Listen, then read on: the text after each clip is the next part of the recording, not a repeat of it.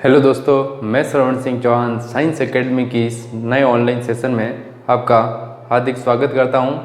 हम निर्देशांक ज्यामिति से जुड़े हुए टॉपिक को क्लियर करते हुए चल रहे हैं। पिछले कुछ सेशन में हमने उसके कुछ इम्पोर्टेंट और महत्वपूर्ण सवालों को हमने हल कर लिया है। इस सेशन में हम उस टॉपिक को कंटिन्यू करते हुए हम विभाजन सूत्र को लेकर चलेंगे और उससे जुड़े हुए टॉपिक को हम क्लियर करेंगे। तो आज मैंने क्वेश्चन नंबर 8 से स्टार्ट कर रहा हूँ। क्वेश्चन नंबर 8 मैंने ऑलरेडी लिख लिया है। क्वेश्चन नंबर 8 क्या कह रहा है, देखिए कि बिंदु ए तथा बी को मिलाने वाले रेखाखंड को 4:7 में विभाजित करता है, तो बिंदु बी के निर्देशांक ज्ञात करके बताइए। तो मैंने प्रश्न को पढ़ते हुए एक चित्र बना लिया है। बिंदु ए के निर्देशांक 2,-2,3, पी के 3,5 और बी के निर्देशांक हमको ज्ञात करने हैं, इसलिए मैंने यहाँ पर x2 y2 लिख लिया। अब अनुपात कहाँ लिख रखा है, 4:7 अनुपात ऊपर लिख रखा है। हम जानते हैं कि जो फर्स्ट निर्देशांक होता है उसको हम x1 y1 बोलते हैं। बीच में जो p के निर्देशांक आते हैं उसको x, y से शो करते हैं, और जो अनुपात होता है उसको हम m1 m2 से शो करते हैं। जब हम निर्देशांक ज्ञात करने की बात पर आएंगे तो हमारे पास विभाजन सूत्र रहेगा, तो हम विभाजन सूत्र लगाएंगे। तो अंतःविभाजन सूत्र हमारे पास x का भी है और y का भी है। हम x और y दोनों का प्रयोग करेंगे ताकि हमारे पास x2 और y2 के निर्देशांक आ जाए, मतलब कि बिंदु B के निर्देशांक प्राप्त हो जाए। तो x का फॉर्मूला क्या होता है, m1 x2 plus m2 x1 बटा m1 प्लस m2। अब मैं मान रखूँगा, देखिए यहाँ पर x का मान ध्यान से देखेंगे, x का मान 3 लिख रखा है, तो यहाँ पर 3 लिखूँगा, प्लस m1 का मान, अनुपात देखिए m1 4 है, यहाँ पर बराबर है 4 इंटू x2 का मान। अब देखिए यहाँ पर x2 का मान हमको ज्ञात करना है, इसलिए मैंने 4x2 लिख लिया है, प्लस m2 का मान 7 है इंटू x1 का मान, देखिए x1 का मान है -2, बटे में जाएंगे m1 प्लस m2, मतलब कि 4 प्लस 7। अब मेरे को यहाँ पर अब हमको x2 का मान निकालना है, इसलिए इसको हल करेंगे। देखिए कैसे हल करेंगे, 3 4x2 अपनी जगह पर, 7 का 2 से गुणन करूँगा तो मैं -14 आएगा, बटा में जाऊँगा 4 और 7 का जोड़ा 11 का गुणा जाएगा 3 के साथ, 11 का गुणा 3 से करेंगे, अर्थात 11 इंटू 3 बराबर 4x2 माइनस 14, इनका गुणा करेंगे 33, 4x2 माइनस 14। आगे में हल करने के लिए देखिए पक्षांतरण करना पड़ेगा, तो पक्षांतरण हम इस तरफ नहीं करके मैं इस 33 को बराबर के इस साइड लिख रहा हूँ ताकि हमको पक्षांतरण करने में आसानी रहे। अब सबसे पहले संख्या को ले जाएंगे, 14 इधर जाएगा तो माइनस का है, इधर जाके 33 प्लस 14। अब मैं इनको जोड़ दूंगा तो मेरे पास आ रहा है 47, और x2 बराबर अर्थात 47/4। तो हमारे पास x2 का मान कितना आ रहा है, 47/4। उम्मीद है x2 का मान कैसे निकाला आपको समझ में आ गया होगा। अब हम y2 के मान को निकालने के लिए चलते हैं। तो y2 के लिए सूत्र में हल्का सा फेरबदल होगा, तो y बराबर m1 y2 plus m2 y1 बटे में m1 प्लस m2। अब देखिए यहाँ पर भी मैं जब x का मान यहाँ पर 3 रखा है, तो अब हम y का मान रखेंगे। y का मान देखिए अब कितना है, 5, तो m की जगह y की जगह अर्थात 5 लिखा, बराबर m1 4 इंटू y2 का मान हमको ज्ञात करना है, इसलिए y2 ही लिखा, प्लस m2 का मान 7 है और y1 का मान देखिए 3 लिख रखा है, बटे में जाएंगे 4 प्लस 7। इसको आसानी से हल करेंगे, 4y2 आएगा, 7 और 3 का गुणा 7 से 21 होता है, बटे में जाएंगे 4 और 7 वापस 11 ही होता है। 11 का गुणा अब किससे होने वाला है, 5 से, तो 5 इंटू 11, इधर 4y2 और 21 अपनी जगह पर रहेंगे। अब मैं गुणा करूँगा, 11 और 5 का गुणा 55 होता है, तो 55 4y2 प्लस 21। अब इस स्टेप में मैं क्या करूँगा, क्योंकि पक्षांतरण करना है इसलिए मैं 55 को इस साइड लिख रहा हूँ, तो 55 इस साइड। अब पक्षांतरण करेंगे, सबसे पहले 21 जाएगा, तो 55 -21 घटाएंगे, तो 55 में से 21 को घटाएंगे कितना आएगा 34। अब y2 बराबर क्या आएगा 34/4, 2 से मैं इसको काट लूँगा तो 2 का भाग 2 दूनी 4 और ये कटेगा 17 बार, अर्थात 17/34 बटा जो मेरे पास 4 है, 2 से मैं अगर काट लूँ तो उत्तर आएगा 17/2। तो इस तरीके से हम निष्कर्ष पे पहुँचे हैं कि हमारे पास जो b आ रहा है उस b के निर्देशांक क्या आ रहे हैं। b के निर्देशांक अर्थात x2 का मान 47/4 और y2 अर्थात y वाला निर्देशांक कितना आ रहा है 17/2। तो हमारे पास इस प्रकार बिंदु b के निर्देशांक विभाजन सूत्र के प्रयोग से आसानी से प्राप्त हो सके। तो मैं उम्मीद करता हूँ क्वेश्चन आपको बड़ा आसान लगा होगा और समझ में आ गया होगा। चलिए अगले प्रश्न की ओर बढ़ते हैं। प्रश्न नंबर 9। प्रश्न नंबर 9 में चलते हैं। देखिए प्रश्न नंबर 9 क्या कह रहा है, बिंदु 11,9 और 1,2 को समत्रिभाजित करने वाले बिंदुओं के निर्देशांक ज्ञात कीजिए। एक रेखाखंड है जिसका हमने चित्र के अनुसार नाम दिया है AB। ए के निर्देशांक दे रखे हैं, बी के निर्देशांक भी दे रखे हैं। हमको इस रेखाखंड को समान 3 भागों में बांटना है, समत्रिभाजित। अगर किसी रेखाखंड को समान 3 भागों में बांटना है तो किस प्रकार बांटेंगे। तो हम एक उदाहरण लेते हैं। जैसे एक 3 सेंटीमीटर लंबा एक रेखाखंड है, कितना सेंटीमीटर 3 सेंटीमीटर। इसको मेरे को 3 बराबर भागों में बांटना है। तो हम किस प्रकार बांट सकते हैं कि हम स्केल का प्रयोग करते हुए इसको 1-1 सेंटीमीटर माप लें। यहाँ से यहाँ तक 1 सेंटीमीटर मापा, यहाँ से यहाँ तक 1 सेंटीमीटर और फिर बाकी बचा 1 सेंटीमीटर। तो मेरे हमको इस 3 सेंटीमीटर वाले रेखाखंड को 3 बराबर भागों में बांटने के लिए कितने बिंदु की आवश्यकता पड़ी। तो आप देख सकते हैं कि हमको 2 बिंदुओं की आवश्यकता पड़ रही है, 1 और ये 2। तो ये भाग 3 में टूट चुका है, 1 ये दूसरा और ये तीसरा। तो इस तरीके से अगर हमको एक रेखाखंड को 3 बराबर भागों में बांटना है तो हमको 2 बिंदुओं की आवश्यकता होती है। तो इस तरीके से 1-1 सेंटीमीटर का ये टूट जाएगा।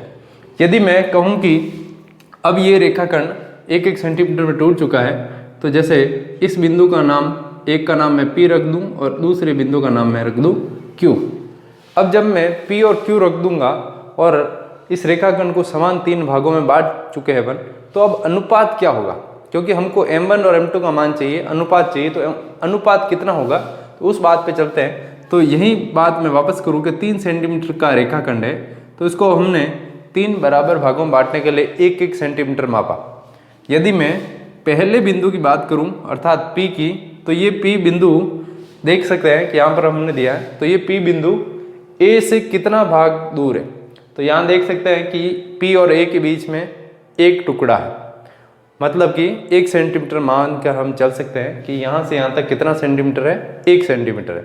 जैसे हम पूरे रेखाखंड को कितना सेंटीमीटर मान रहे हैं, 3 सेंटीमीटर।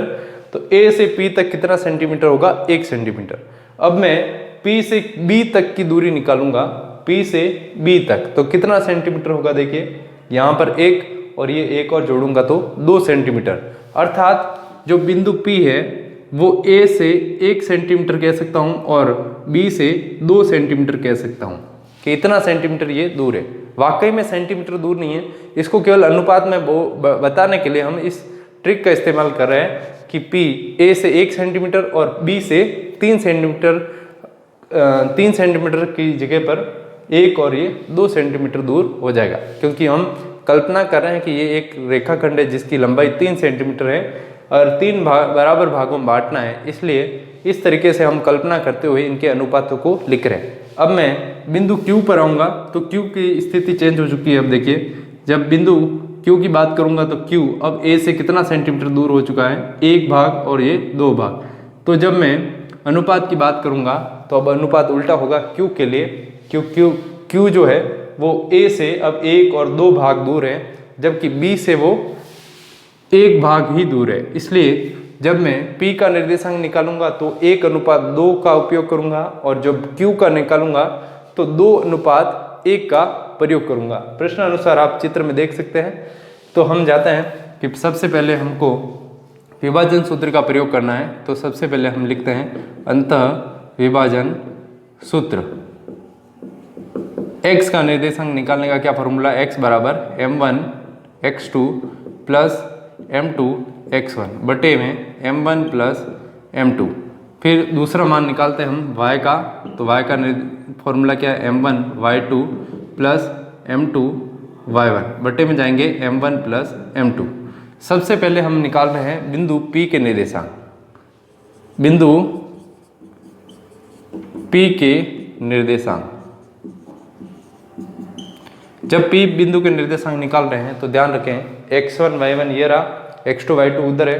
बस अनुपातों का प्रयोग कब करना है, जब P के लिए निकाल रहा हूं तो अनुपात 1:2, अर्थात m1 का मान 1 और m2 का मान 2, ये m1 और m2 हो जाएगा। जब Q पर जाऊंगा तब m1 और m2 के मान चेंज होंगे, m1 का मान 2 हो जाएगा और m2 का मान 1 हो जाएगा। तो उम्मीद है आपको समझ में आ रहा होगा। बिंदु P के निर्देशांक निकालने के लिए हम यहाँ पर मान रखेंगे x, m1 का मान 1 इंटू x2 का मान देखिए कितना है 1 प्लस m2 का मान 2 हो जाएगा और x1 का मान 11 बटे में जाएंगे 1 प्लस 2, 1 का गुणा 1 से 1 होता है, 11 और 2 का गुणा करूँगा 22 बटे 3 अर्थात 23 बटा 3। तो x का मान आ रहा है मेरे पास 23 बटा 3।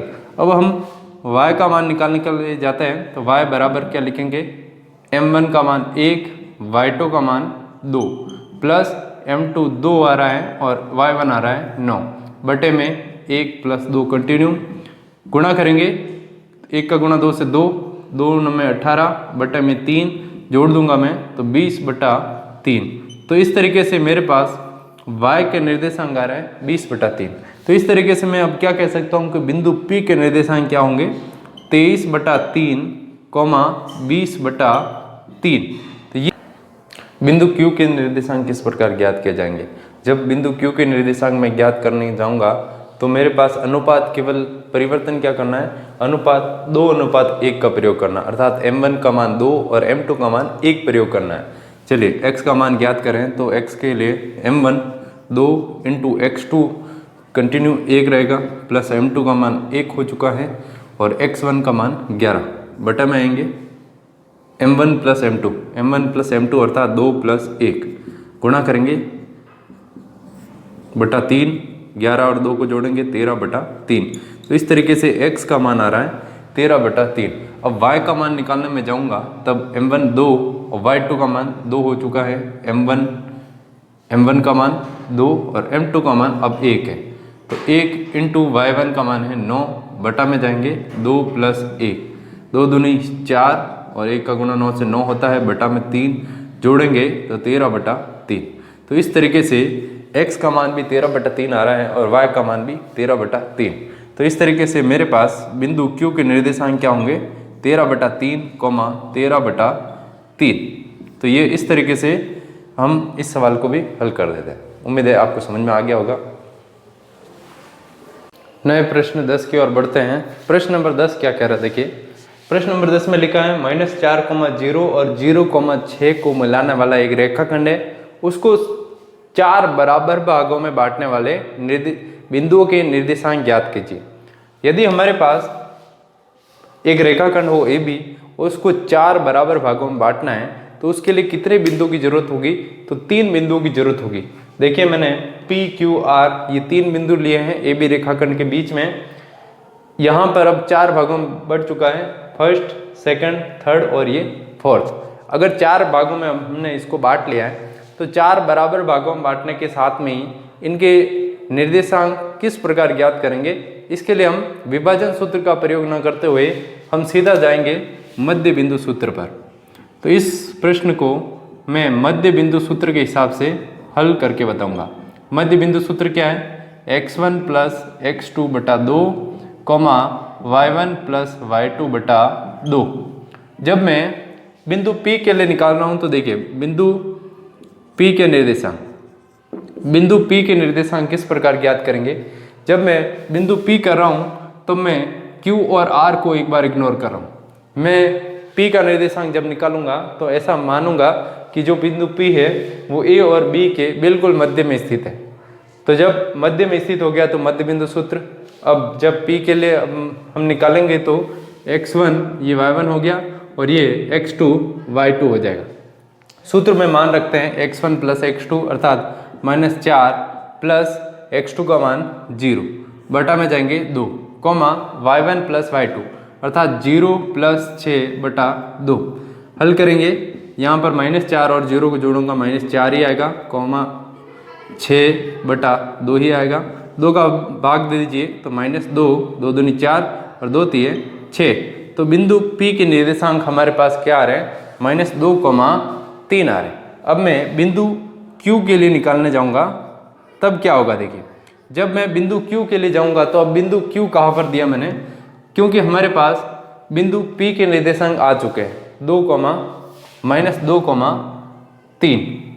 जब मैं -2,3 को P के निर्देशांक कह रहा हूँ तो अब Q के निर्देशांक कैसे निकालेंगे, क्योंकि Q अब किन के बीच में स्थित हो गया है, A और P के बीच में आ चुका है और P के निर्देशांक हमने ज्ञात कर लिए हैं। इसलिए जब Q के निर्देशांक हम ज्ञात करेंगे तो मध्य बिंदु सूत्र के हिसाब से x1 और y1 तो कंटिन्यू रहेंगे, लेकिन जब x2 y2 की बात कर रहा हूँ तो अब x2 y2 के मान चेंज हो जाएंगे।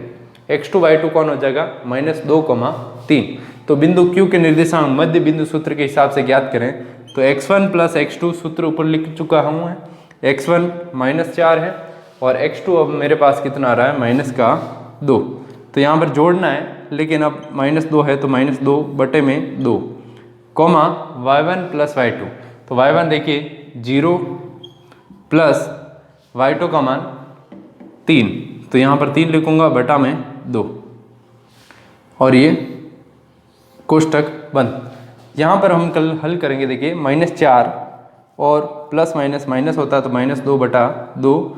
यहाँ पर 0 और 3 को जोड़ूंगा तो 3 ही आएगा, तो 3/2। यहाँ पर मैं -4 और -2 को जोड़ दूंगा तो -6/2, कॉमा 3/2।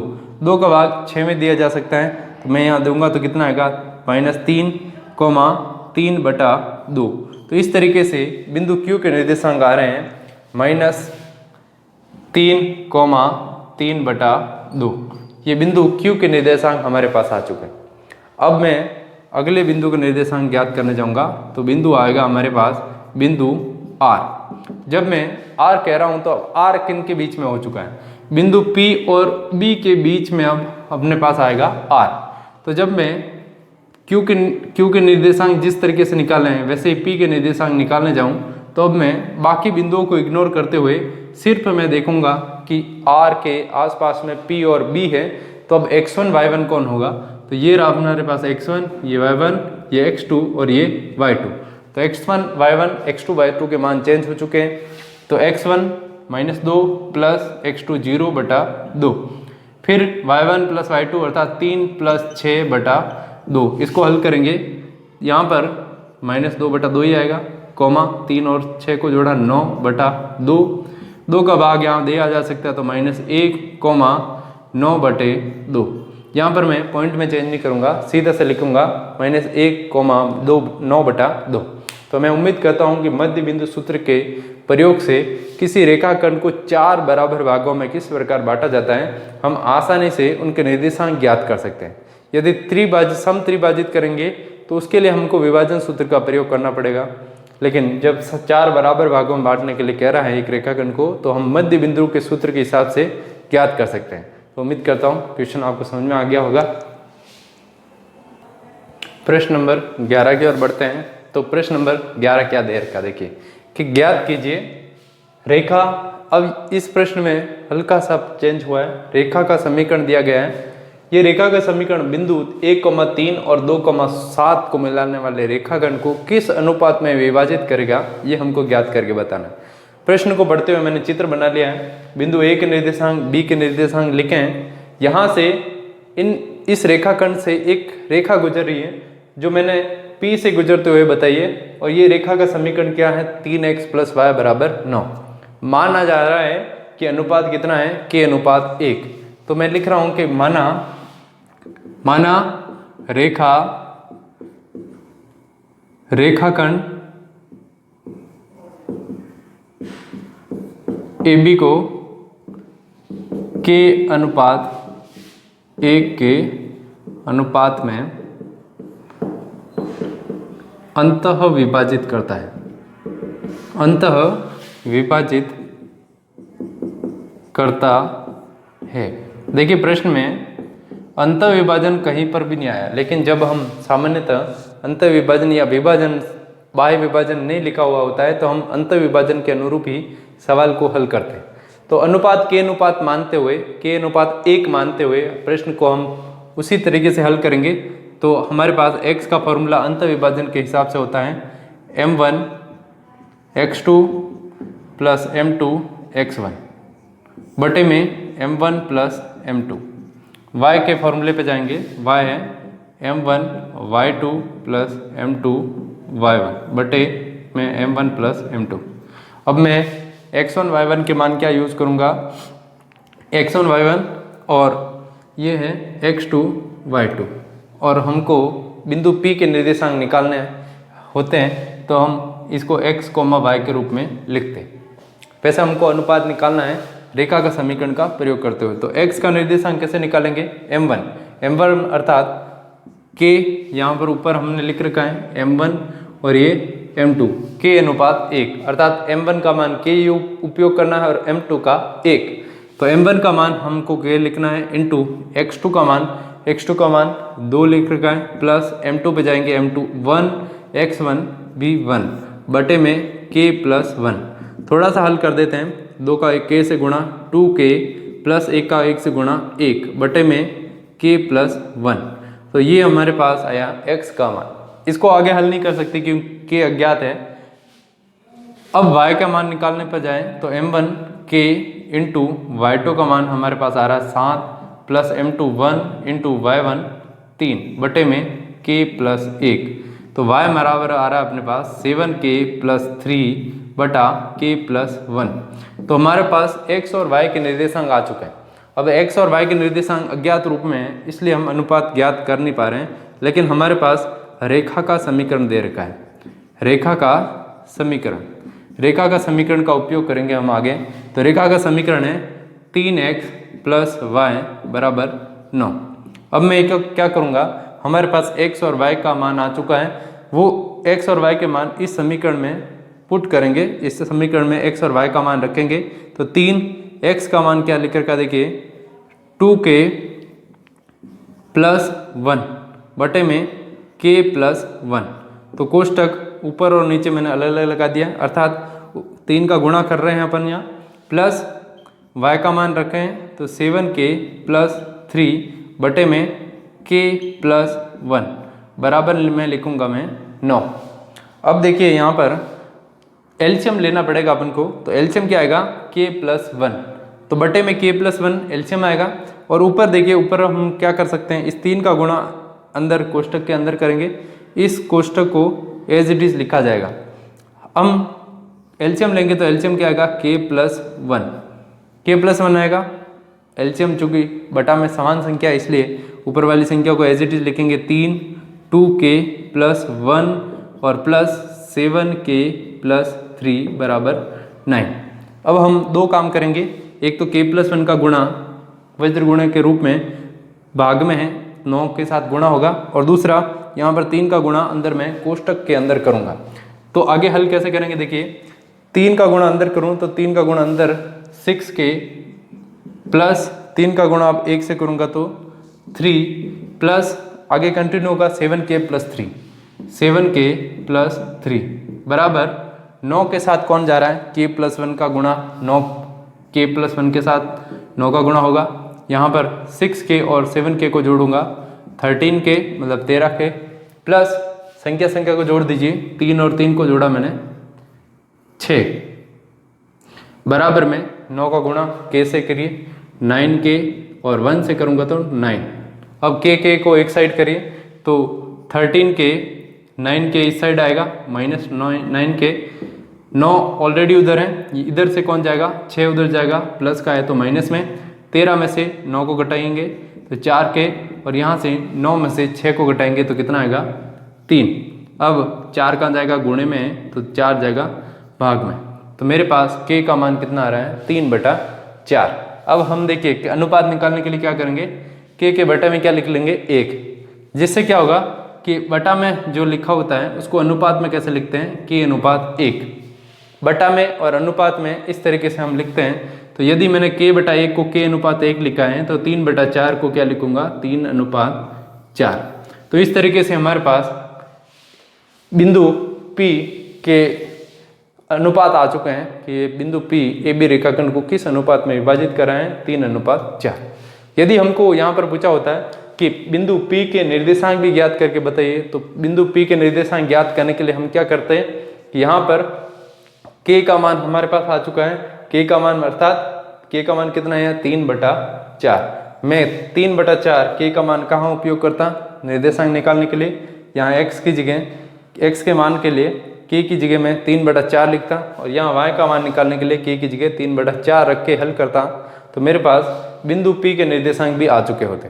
लेकिन हमको निर्देशांक के लिए केवल अनुपात ही ज्ञात करने के लिए बोला है, निर्देशांक नहीं बोला है, इसलिए हम अनुपात निकल रहे हैं 3/4। तो उम्मीद करता हूँ क्वेश्चन आपको समझ में आ गया होगा। प्रश्न नंबर 12 की ओर बढ़ते हैं। तो प्रश्न नंबर 12 में दो प्रश्न हमको शामिल में दे दिए हैं। पहला प्रश्न क्या पूछा गया है कि वह अनुपात ज्ञात कीजिए, अर्थात अनुपात ज्ञात करना है किसके लिए, बिंदु -3, P बिंदु -5, -4 और -2, 3 को किस अनुपात में विभाजित कर रहे हैं। तो मैंने जो ये बिंदु दे रखा है उसका नाम R लिखा है। इस बार R इसलिए लिखा है क्योंकि बिंदु P का मान हमको निर्देशांक के रूप में ज्ञात करना है। अनुपात के लिए हम लिख सकते हैं कि ये अनुपात किस में बांट रहा है, k/1 में। तो हमारे पास बिंदु A अर्थात ये x1 y1 होगा और ये होगा x2 y2। हमारे पास अंत विभाजन का फॉर्मूला है। अंत विभाजन के फॉर्मूले के हिसाब से सबसे पहले हम अनुपात ज्ञात करेंगे। जब अनुपात ज्ञात हो जाएगा तो हम P का मान भी ज्ञात कर सकते हैं, अर्थात P अर्थात क्या है, ये x है और ये y। तो सबसे पहले मैं x का निर्देशांक वाला फॉर्मूला उपयोग करूंगा, अंत विभाजन सूत्र। अंत विभाजन सूत्र, सबसे पहले मैं x का फॉर्मूला यूज करूंगा। x का यूज इसलिए करना है क्योंकि हमारे पास यहाँ पर x का मान दे रखा -3, इसलिए सबसे पहले x का फॉर्मूला उपयोग किया जा रहा है, m1 + m2। मान रखेंगे x का मान -3। चित्र के अनुसार देखें x यहाँ पर लिखा है -3। अब हम जाएंगे m1 पर, m1 है k इंटू x2 का मान -2 दिख रहा है, प्लस m2 1 इंटू x1 है -5, बटे में जाएंगे m1 + m2 अर्थात k + 1। हल्का सा गुणा भाग करिए, वज्र गुणा करिए। इसका गुणा किससे होगा, -3 के साथ। तो -3 के साथ कौन जा रहा है, k + 1। बराबर में इधर गुणा करिए, 2 और k का गुणा -2k, 5 और 1 का गुणा -5। माइनस ऑलरेडी है इसलिए प्लस माइनस होता है। थोड़ा सा आगे और हल कर देते हैं। -3 का गुणा अंदर करिए -3k, और 1 से करूँगा तो -3, इधर है -2k -5। अब k को एक साइड करिए तो -3k ऑलरेडी यहाँ है, -2k इधर आएगा तो +2k में कन्वर्ट होगा। और देख सकते हैं इधर से कौन जाएगा, ये दोनों अपनी जगह से चेंज होने वाले। 2k इधर आएगा और -3 उधर जाएगा, -2k इधर आएगा तो +2k, और -3 इधर जाएगा तो +3 हो जाएगा, माइनस नहीं लगा रखा। और देख सकते हैं आगे ऑलरेडी मेरे पास -5 लिख रखा है। इधर मैं माइनस करूँगा, -3k + 2k कितना आएगा, -k आएगा, या फिर -1k भी लिख सकता हूँ। 2 - 3 -1 होता है। इधर क्या आएगा, -2। माइनस से माइनस अगर मैं कैंसिल कर दूँ तो मेरे पास k बराबर क्या आएगा, 2 आएगा, अर्थात k का मान क्या आएगा, 2। लेकिन मेरे को अनुपात ज्ञात करना है, हमको अनुपात ज्ञात करना है, इसलिए हम क्या करेंगे, k के बटा में क्या लिखेंगे, 1, और इधर कुछ नहीं है तो इसके बटे में भी क्या लिखेंगे, 1। तो k/1 अर्थात k अनुपात 1 बराबर 2/1 आएगा। तो इस तरीके से हमने अनुपात का मान तो ज्ञात कर लिया। अब हम जाएंगे बिंदु P का निर्देशांक निकालने के लिए।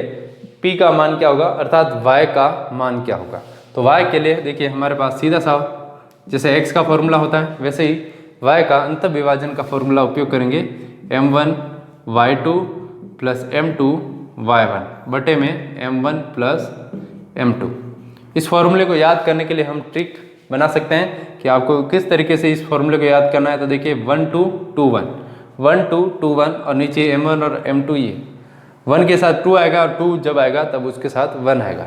हम मान रखते हैं m1 और m2 का मान जो कि अपने पास आ चुका है, m1 और m2 का मान 2, 1, m1 का मान 2 और m2 का मान 1, k अनुपात 1 हमारे पास आ चुका है 2 अनुपात 1। तो अब हम जो नए अनुपात आ चुके हैं उनका प्रयोग करते हुए बिंदु P का मान ज्ञात करेंगे। m1 का मान 2, y2 का मान 3 प्लस m2 का मान पर जाएंगे 1 इंटू y1 है माइनस का 4 बटे में 2 प्लस 1 गुणा करेंगे 6 माइनस 4 बटे में 2 और 1 3 होता है। 6 माइनस 4 करेंगे 2 और बटा में 3। तो इस तरीके से हमारे पास y का निर्देशांक आ चुका है। y अर्थात बिंदु P लिख रखा है, तो बिंदु P के मान आ चुके हैं 2/3। तो मैं उम्मीद करता हूँ कि आज का सेशन आपको बड़ा इजी लगा होगा और मैं कोशिश करूँगा कि और अच्छी मेहनत करूँ। इसके लिए आप फीडबैक देते रहें हम मुझे, और लाइक और सब्सक्राइब ज़रूर करें, और जितना ज़्यादा हो सके कमेंट करें और इसको शेयर ज़रूर करें, ताकि जो दूरस्थ शिक्षा से वंचित रह चुके हैं और जो स्कूल नहीं जा पा रहे हैं वो भी इससे लाभ उठा सकें। ओके, धन्यवाद, जय हिंद।